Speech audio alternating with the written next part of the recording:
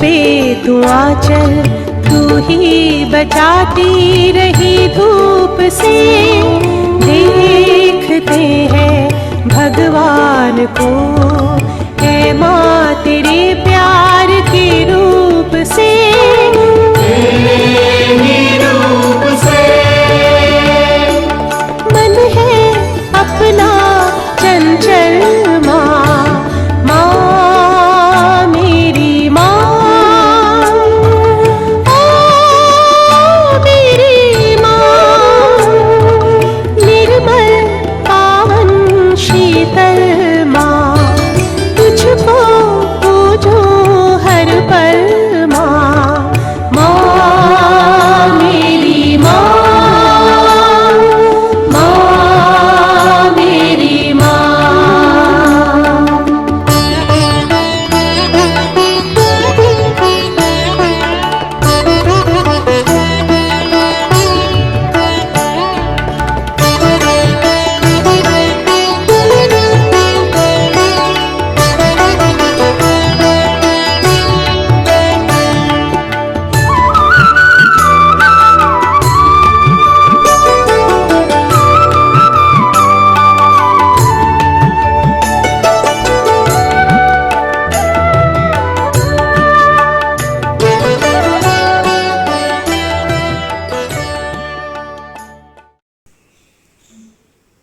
हे दाऊद कुल की ज्योति, हम पापी तेरे ज्ञान का सौंदर्य और प्रताप की कीर्ति देख आश्चर्यचकित हैं।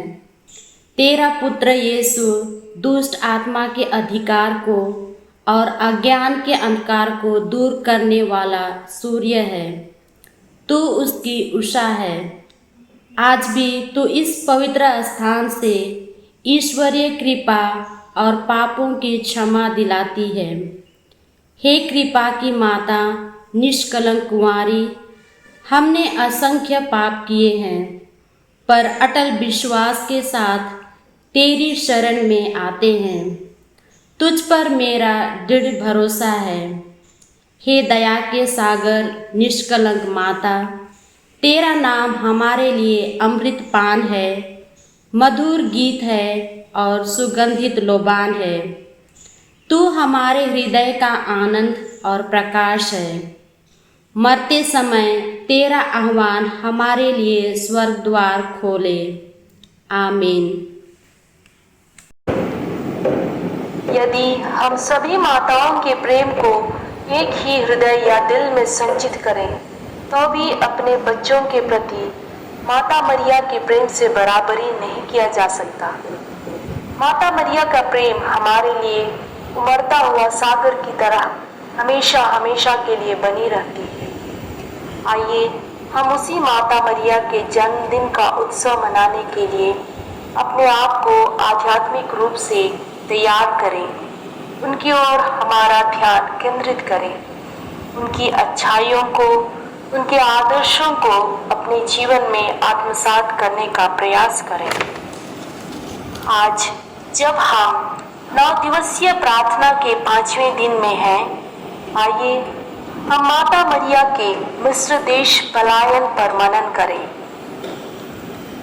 संत मत्ती के सुसमाचार से पाठ, अध्याय 2, वचन संख्याएं 13 और 14। उनके जाने के बाद प्रभु का दूत यूसुफ को स्वप्न में दिखाई दिया और यह बोला, उठिए, बालक और उसकी माता को लेकर मिस्र देश भाग जाइए। जब तक मैं आपसे ना कहूँ वहीं रहिए, क्योंकि हेरोद मरवा डालने के लिए बालक को ढूंढने वाला है। यूसुफ उठा और उसी रात बालक और उसकी माता को लेकर मिस्र देश चल दिया।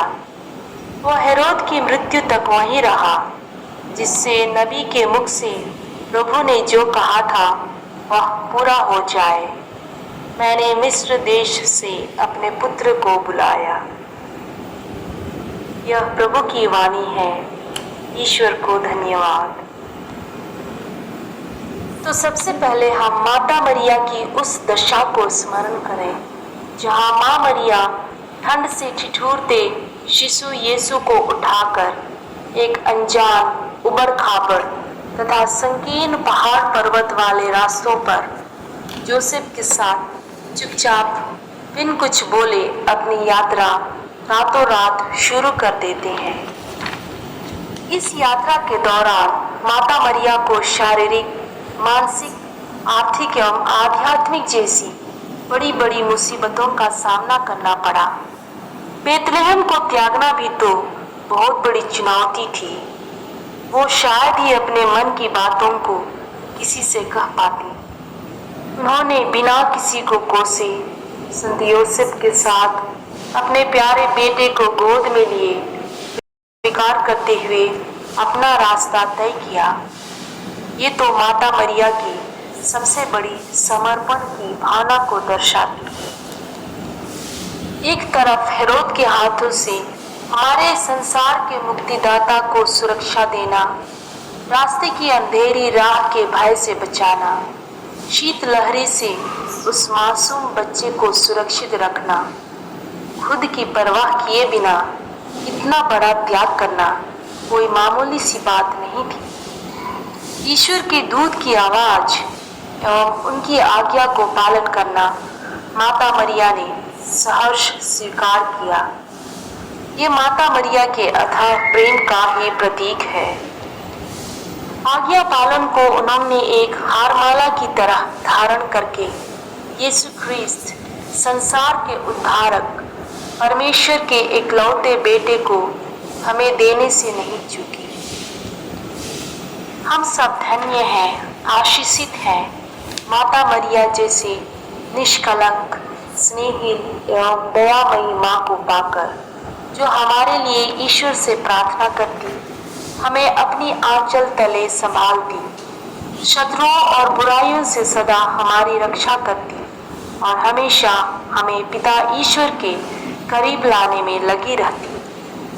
आइए हम उस ममता भरी कृपापूर्ण पापियों की शरण, दुखियों का दिलासा एवं वरदायिनी माता से प्रार्थना करें, आशीष मांगे एवं उनसे प्रेरणा ग्रहण करें। साथ ही ईश्वर से मिले सारे सुख सुविधाओं के लिए प्रभु को धन्यवाद दें।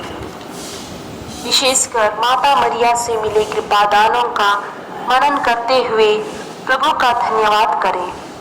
हम प्रभु यीशु ख्रिस्त को भी धन्यवाद दें, जो हर पल हर क्षण हमारे साथ रहकर हमें हर प्रकार की बुराइयों, जोखिमों, दुर्घटनाओं एवं अचानक मृत्यु से हमें बचाते हैं।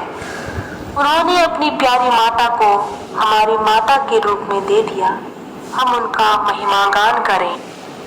पुनः हम माता मरिया की मध्यस्थता से विश्व के तमाम भाई बहनों, माता पिताओं, युवक युवतियों, छोटे बच्चों, अनाथ, बेघर और बेसहारों के लिए प्रार्थना करें। हम उन लोगों को भी माँ की शरण में रखें जो प्राकृतिक विपदाओं, महामारियों, युद्धों, धर्म सतावटों एवं अन्य संकटों से जूझ रहे हैं। हमारे देश एवं विश्व में शांति बनी रहे। इन सभी जरूरतों को माता मरिया को समर्पित करें, क्योंकि माता मरिया ही दुखियों का दिलासा एवं बेसहारों को सहारा देने वाली माँ है।